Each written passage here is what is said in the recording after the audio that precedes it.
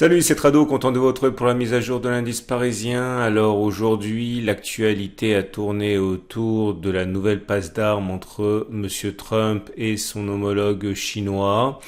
Effectivement, Monsieur Trump a signé un document apportant son soutien officiel aux manifestants hongkongais qui réclament plus d'autonomie par rapport à la Chine.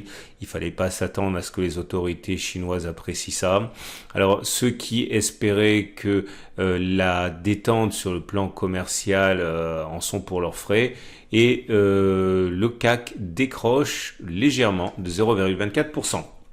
Alors, évidemment, lorsqu'on est au pied d'une résistance qui a déjà été testée plusieurs fois avec aucun succès, la moindre désillusion se paye. Il faut d'ailleurs voir la séance de baisse du jour comme essentiellement technique. Il fallait pas courroucer les investisseurs aujourd'hui.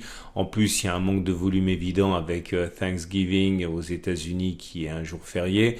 Donc la baisse du jour assez mesurée quand même et assez logique également.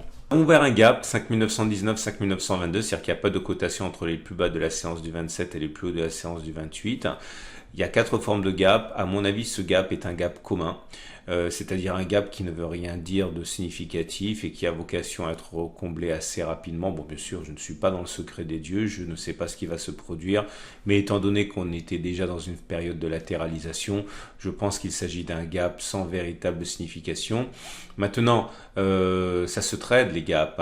Si je me trompe et que ce n'est pas un gap commun, ça serait un gap sans doute de rupture, mais j'y crois pas trop dans ce sens que cela devrait apparaître normalement alors qu'on est en période de hausse ou de baisse, pas en période de latéralisation comme c'est le cas actuellement.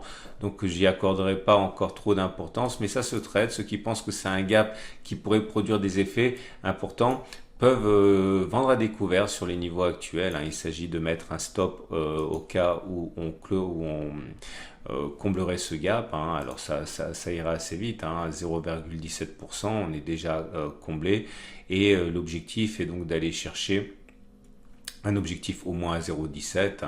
Donc voilà, ça c'est vraiment très peu gourmand en expectative, voire même un retour sur le support journalier, ce qui permettrait quand même un excellent ratio gain-risque. Maintenant, même s'il devait être comblé ce gap, le scénario baissier qui consisterait à dire que on ne franchira pas dans l'immédiat la résistance, là on pourrait ramener le stop loss au-dessus des précédents plus hauts ici avec un stop à 0,6 pour aller chercher un objectif au moins égal à 0,6, donc s'enfoncer dans le support journalier. Mais vous aurez compris que ceux qui pour l'instant pavoisent, c'est ceux qui sont rentrés beaucoup plus précocement lors de l'échec sur la résistance hier, puisqu'on expliquait que ce trade baissier permettait de mettre un stop au-dessus des précédents plus hauts à 0,8.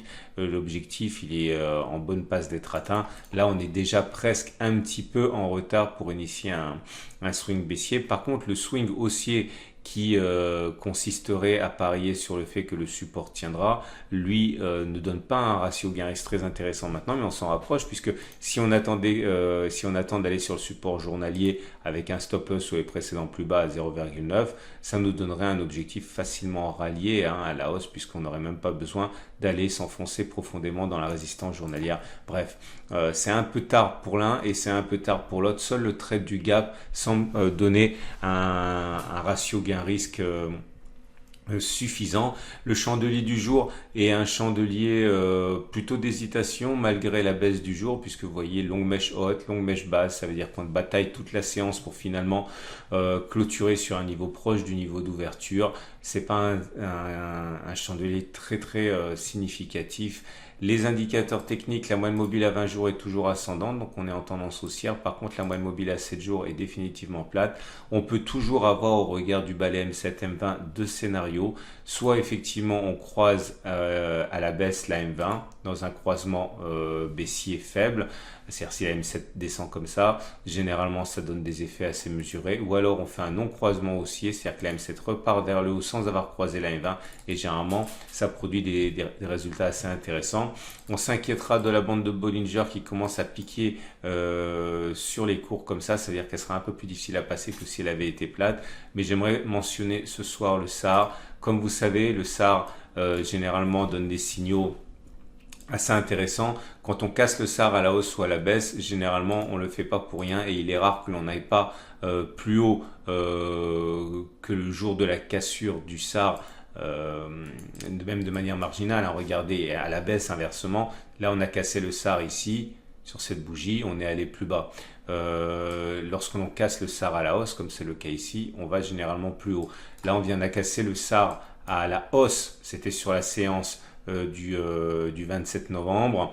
Alors c'est un peu particulier parce qu'on n'a pas cassé en clôture, on l'a cassé en séance, donc ça dénature un petit peu la statistique, mais normalement, sans que ce soit une certitude, on devrait aller plus haut que sur la bougie de cassure, donc plus haut que les 5947. Ça ne veut pas dire qu'on va le faire demain, ça veut dire qu'on devrait faire un plus haut avant de casser le SAR à la baisse éventuellement. Mais attention, encore une fois, ça ne dit pas quand. Hein.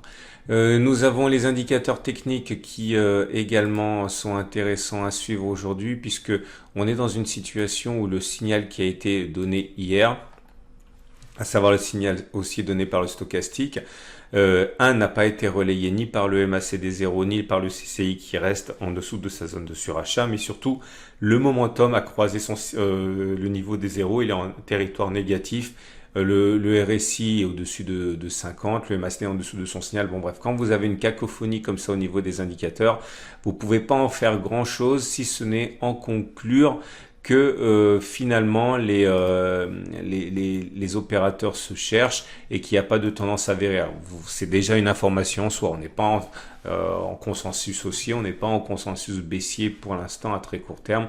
On est voilà, entre deux eaux et quand les indicateurs techniques perdent la tête, c'est un petit peu ce que ça veut dire. On termine comme d'habitude avec l'Ishimoku et l'Ishimoku n'apporte rien. La tendance elle est haussière puisque le nuage est montant, la Kijun est montante. Par contre, la mollesse de cette tendance haussière à court terme est représentée par le fait que la Tenkan soit plate comme ça et pas montante. Voilà, tout coïncide. Hein. Normalement, il n'y a pas péril en la demeure, normalement, hein, mais il est vrai que la tendance haussière s'épuise un petit peu pour l'instant. On prend notre souffle. Voilà. Je vous souhaite une excellente soirée. Je vous dis à demain pour la mise à jour.